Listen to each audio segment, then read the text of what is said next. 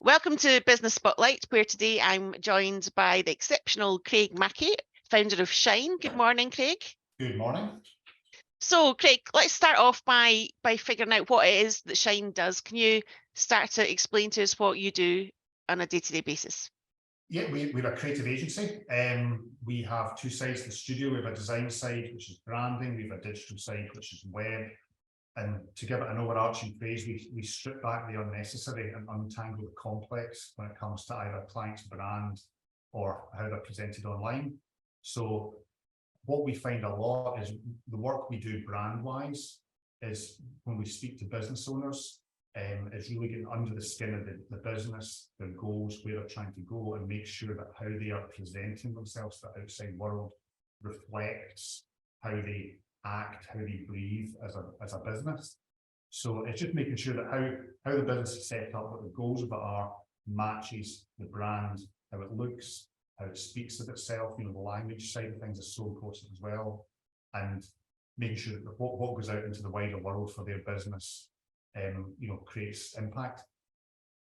And do you think people really understand how the importance of branding? What's your experience in that?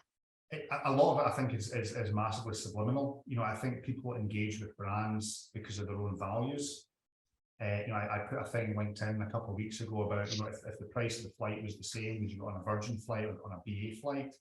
And you get lots of different answers, but it's down to their own values of the type of businesses they want to engage with and how they see themselves. So when we are doing rebranding or brand work, we really need to look at how a company talks about itself, what their values are, how they work with their staff, how they treat their clients, how they treat their customers.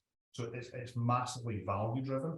Mm-hmm. And a lot of it's probably subliminal as to why you might go into Costa as opposed to Starbucks, or you might pick a this service agency as opposed to that service agency. So it's the same for us, how we present ourselves as an agency, and now an award-winning agency, that why clients would want to pick to work with us. Mm-hmm.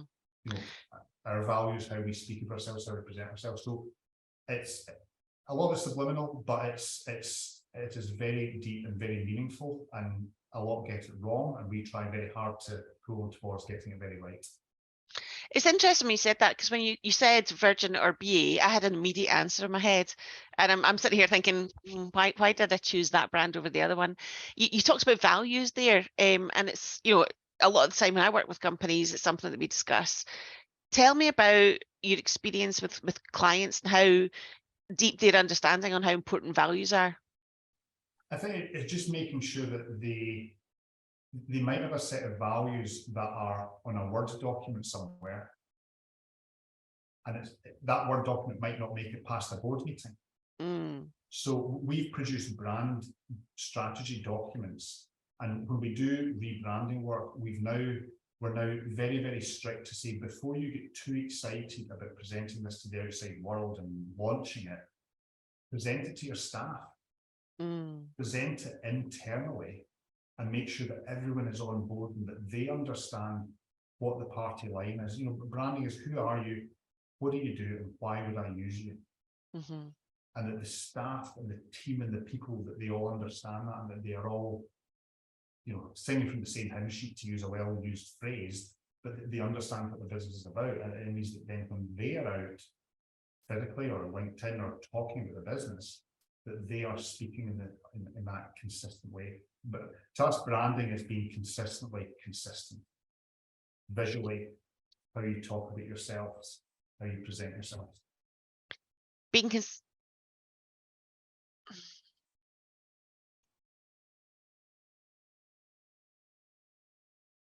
Sorry. So you talked about being consistently consistent with values. How do you do that in your own business, Craig? Well, I guess we're always trying to do things better. Whether it's for ourselves as a business, we're always trying to improve what we've got. We have a training budget for the team. We're always pushing each other in terms of doing better work, working for bigger clients, better clients. So we're just, a value of ours is just wanting to deliver impressive creative with every project, and deliver work that we are proud of and we want to show off on our website and on LinkedIn and places like that. So, we just want to produce outstanding creative work for outstanding clients. And really, what's really important to us is that the clients buy into what we do. We've got a very good, we've got a lot of exceptional clients who really trust us. And someone in business once said to me, bring in an expert, pay them the rate and let them go on with it. Mm. I hope he was talking about us when he said that. But it's something that I do think of a lot. Is just, let us do what we're very, very good at. I really like that, because a lot of businesses try and do too much themselves, or try and do lots of things that they're not experts in. So it's a really nice way of framing that. It is, and it's something I try very hard to do with my team, that I give them the space to do their job well, give them the space to speak to the client, to stretch their creative legs and not be, cannot be held back. We don't have account managers in the business. So the designers talk directly to the clients, so that the brief is not diluted. And it means that they get a question, they want to know something, they want to delve into a wee bit more of the detail of the brief, they can get that answer, and it allows them to produce the best possible work. So hopefully our clients give us the space to do the best possible work. I give my team the space to do the best possible work, and that's served us very, very well. So you mentioned earlier in our conversation you're an award-winning agency. Tell me more about that. We are. I am so proud of it. We were at the Design Awards just over a week ago, and we were awarded a gold award for the design craft category. So it's there's two categories. One's brand work and one's brand craft. What that means is we've used illustration or typography or sort of other creative influences into it. So we produced a brand for a luxury Scottish gunmaker called Buck and Guns. They are a worldwide business that hand makes guns for shooting world. What they produce, both the craft of it is outstanding. If someone was to buy a gun from them, they select the woods, they're measured for the gun, the engraving on it is done in Italy. Wow. It's a thing of beauty to look at. So when we were doing their brand and their website, we needed to make sure that what we produced for them, it spoke of that, and it brought out the same level of quality, attention to detail. So yeah, we were in a very competitive category, but I was absolutely over the moon. The work that my colleagues Kieran and Ian put together for it is beautiful, and I'm very proud as a business owner that we're now an award-winning agency. I'm very proud of them, of what they've delivered, and very proud of the work. So yes, we have our gold award, which is sitting there on the shelf, just over your shoulder, and you've been shortlisted for lots of awards as well, though. I mean, it's not new for you to be in that environment. Is that fair? No, that's correct. Yes, we've been in a couple of years running. It's a regular thing for us, but just delighted to leave with a gold award. And it sounds like a really interesting client. Actually, I had no idea that people had guns made for them bespoke. It's not a world that I'm familiar with. It's the joy of the creative world. Every client we deal with is so different, and the what we get presented with is a business challenge or a business problem. What is it you're trying to do? What is it you think you need? And it's our job to, as I said, untangle that and go back to them with best solution and something that will just blow their mind. So with every client, we learn something completely new, and it was lovely to be taught a little bit about how they're made and showing how they're put together and showing the finished product, and then learning that and seeing that helped us then go and do what has now become an award-winning project. And do they know you've won the award? They do, yes. Good. Nice to celebrate together. Everybody's happy. Good. And you've got some really esteemed clients now, haven't you? Tell us about some of the people that you've worked with. We're very lucky. Some very well-known clients. Our clients are all across the UK as well. One of the hospitality clients that we talk about a lot was the Torres Hotel, and we've dealt with them since 2010, so that's 13 or so years now. And they were featured in the BBC Amazing Hotels programme a couple of years ago, and we've done their branding work, we've done their web work, and through them and how well known they are, we've been very, very lucky and built up a real specialism in the hospitality industry as well, and do a lot of work for hotels, self-catering projects, that side of things. So that's got us very well known in hospitality. I've been lucky enough to speak at a few conferences as well, just about our experience with the last talk I did was at the National Hotel Marketing Conference in St George's Park, which is just near Birmingham. So that was back in April. So I was one of the speakers there, talking about it was the good, the bad, and the ugly of branding was the subject. So again, just showing how to do it very right, how some might get it very wrong. I think you're playing it, and the importance of getting it very right. yeah. You're playing it down a little when you say you've been lucky enough to speak. You've been asked because you're an expert in your industry.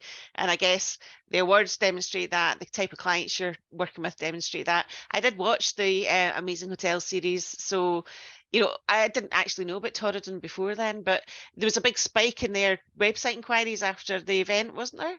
Yes, so something else very proud of was the night that was broadcast. So everyone in the office was on duty that night, albeit at home, but we were keeping an eye on socials, on the website. But their website went from getting 300 to 400 visitors a day before the broadcast. Now it gets about 3,000 to 4,000 a day.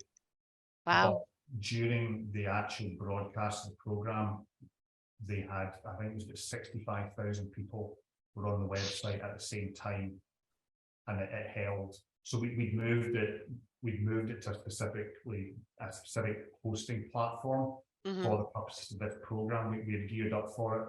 We'd spoken to other hotels that had been on the program, trying to understand what's going to happen, and working with the Torridon, we made sure that their website held, because they did a lot of transactions during the program and days and weeks after it. So we needed to make sure we were, we analysed it, we planned for it, and the team stuck together. We got through it. Client was happy, and the week after there was a German hotel, and I think their website fell over in about 10 minutes. So there's another series of the best hotels ever, or the most amazing hotels. You should be talking to each of the clients that are going to be on it and making sure that you watertight their website. Yes, maybe we should. There's my to-do list. So you've been going since 1999, is that right? Yes, so I started in 1999, and it's been, I'd always wanted to have a business that was, for the, long-term plan, and just have a really tight-knit team of people that we trust each other, we get on well, we have each other's back. So it's grown slowly and steadily over the years. And the team that I've got just now, I think the longest serving goes back to 2012, so it's over 10 years. But keeping a team together for a long period of time, again, is a motivation of mine, that consistency, for our clients, that they're speaking to the same people. How do you do that though, Craig? Because a lot of businesses out there won't be able to keep a tight team together. So is it because you're bringing on the right people? How do you induct them? How do you keep them keen, interested, motivated? Tell us more. Well, I'm very lucky, the people that are here. And like I said earlier, if I just give them the space to do a good job and give them the support and encourage, and we've got, I said, whatever training we can find, if people want to grow and develop, but bringing in good clients and letting them do good work motivates us all. So that's where a lot of motivation comes from. And like I said, every day is different. So, there's the different challenges being presented to us, whether it's hotels, we're doing a website just now for a surveying company, there's been gin packaging, there's hotels, guns, gin, a rich variety. So as I say, every day is different, and that keeps creative levels high, it keeps the excitement levels high, it keeps us motivated, keeps us all motivated. The team are outstanding, and they very self-motivated. They want to do good work. They want to, for their own benefit, for Shine's benefit, for the client's benefit. So it's I'm very lucky in that way. I guess it's not a coincidence that you're winning awards, working with such highly esteemed clients, And the fact that you've got a really tight team that have been with you for a long time, it feels like there's a connection there that, you know, that's probably one of the reasons that you're doing such great work, winning such good clients, that your team's, you know, core to the business. Yeah, I would say so. It's, you know, it's probably a beautiful Venn diagram I could draw to show it. But yes, it is probably, you know, look after the team, you know, look after the individual, develop the team, develop the business, and you know, we are all marching in the right direction and want to do really, really good work for really, really good clients. So what do the next, you know, 3, 5 years hold in your industry? What changes are going to come up that you'll need to adapt to, do you think? I mean, obviously, keeping up with the development of code in terms of the websites and things like that, but that is something that we're always evolving. And we have our own hosting platforms, we have our own servers, we have our own code base when it comes to what we're delivering for clients. So we are always able to put things in front of them that makes them sit back and go, I've thought about that. So we are always trying to challenge ourselves. So we're taking, you know, fresh creative and fresh ideas to our clients. So keeping up with the digital side of things and leading the digital side of things is really important. And I guess, you know, we're wanting to grow the team, but again, it will be slow and steady. And with that comes getting bigger clients, you know, either across the UK or looking internationally. And do you work internationally at the moment, or is that something that's an No, we ambition? don't, but we I guess it's something I'd like to try and do, you know, just to spread the net a wee bit wider. Hmm. Hmm. And is there a particular type of client you prefer to work with, or is it across all industries? Without sounding vague, you know, we have a specialism with hospitality, but we do like to keep a mix. We've property clients, house builders, you know, it is rich and varied, which keeps us on our toes, and charities as well. So because we will learn something in one sector and potentially take it into another. So that variety keeps our thinking fresh. And in your 24 years in business then, what have some of the bumps in the road been? Oof. There's been a few. You know, I think we back in 99 to about 2006, we kind of grew pretty quickly. We were up about 12 people at one point. 12 people, but not profitable. So we scaled back, and I then curiously decided to go on a course about how to run a business 7 years into running a business. And I guess one of my wishes might be if I'd maybe done that earlier, done that at the start of the life of Shine. But you know, you learn from your mistakes. So we've had times when we've sort of grown and pulled back and grown and pulled back, but you know, we've always just been focused on being, you know, consistently putting out good creative and being judged on that. And we're very lucky that the type of businesses that knock on our door because of the work that we put out. Yeah, So, 24 years is been by in a blink. Seems like a lifetime and been by in a blink. mm, mm. So for anyone watching then, what kind of things might they be struggling with that you could help them with? What are some of the pain points you hear people talk about that you can solve? I think sometimes a bit like I kind of said earlier, a business can have moved on in many ways technologically, the type of clients they're dealing with, where they are on their journey of their business plan, and the brand can be how it looked 5-10 years ago. And an analogy is, you know, you wouldn't necessarily wear clothes that you wore 10-15 years ago. Yeah. So that's to how you present yourself. So your business needs to present itself. So that's the sort of thing we hear, that just things are looking a bit dated, or we're not getting the type of clients we want to get. Our competitors keep getting it, and then you look at the competitors and you do an active comp set where you put their brand around their competitors, and it's usually pretty quickly evident as to why. So it's then just evolving them through either a rebrand, or sometimes the brand is good, it's just how the campaign around it needs brought to life or needs a new energy. So that's one side of it. The other, from a digital point of view, is really just if their website's not doing what they want it to do. Right. Okay. That can be whether it be online transactions, whether it be getting the right kind of inquiries or the right kind of people looking at it, or it doesn't speak of who they are as a business just now. We're doing a lot of work just now for Little Chauffeur Drive. Oh, yeah. And their business models changed quite dramatically. So we're helping them with that just now through a brand Tickle. It's not a rebrand, we just tweaked it a touch. A Tickle, did you say? Tickle. Okay. And the language is changing of how they speak about themselves. We've got beautiful new photography, beautiful new video, and all that's been put together in a website that's going to go out hopefully in about August time. That sounds great. Sounds interesting. So I guess, sorry, what were you going to say?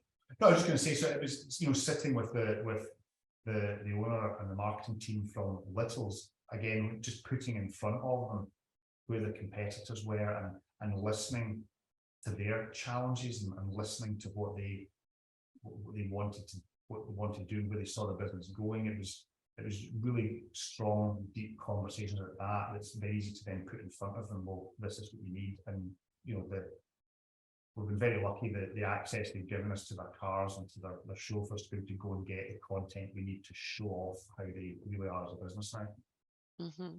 I look forward to seeing that live, actually, because it just sounds like a really interesting project.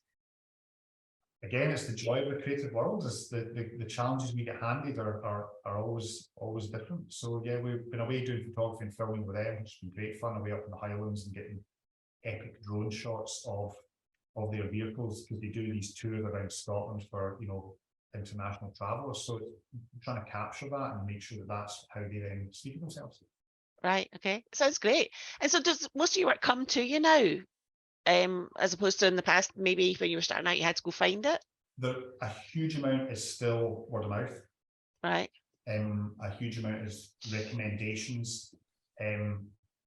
Interestingly, we deal with a bus company in Birmingham who watched the tourism on the Amazing Hotels program. Wow. Went to the website, found us. Really? Yeah, so we're very lucky with that. There's a few cases where people have hit websites and found us, and so there's a percentage of that. There's a percentage of the doors that I knock on and the rooms that I walk into, and in terms of keeping people aware of Shine as a business and keeping ourselves relevant. And a lot of it is word of mouth and go and speak to these guys. So and every client we have, it starts with a coffee and a conversation. Yeah. Tell me what you think you need. And sometimes what they think they need isn't what they actually need. But tell me what you think you need. Tell me the challenge. Tell me what you're up against. Tell me just. So usually first meetings we have with clients, I sit and listen and ask awkward questions, and eventually we'll get to the nub of it and go, right, okay, this is what we need to do. It's really clear to me that you're totally an expert in what you do, and I would urge anybody watching to get in touch and have a coffee. But the real question, let's go back to it, Craig. So BA or Virgin, and why? I'd probably fly Virgin. I think you get the feeling there'd be a party in the Virgin flight somewhere. Yeah, I'm with you. I'd go Virgin too. I do. So I did put it in LinkedIn, but it's a branding question I use when I'm doing talks. It really works. If the plane took off at the same time and the price was the same, which brand would you go with? And it's really interesting people's answers. You then do the same question with Ryanair and EasyJet, and it usually turns into a array of opinions. But within that is opinions of businesses, values, why people would engage. So and the question I ask when I'm doing these talks is, take your brand, put it next to your competitors.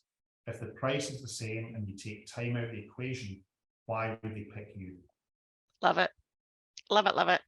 So what would your top tips be to anyone starting out in business, Craig, or who's maybe earlier in their business journey than you are?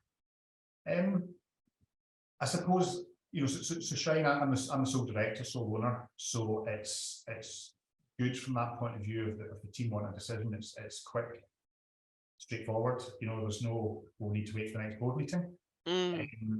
But that, as I'm sure many directors and business owners understand, that can sometimes be a lonely place. Yeah. So I suppose if you are sitting in business and it is just you, I'd say surround yourself with people that you trust. You don't need to agree with them, you just need to trust them.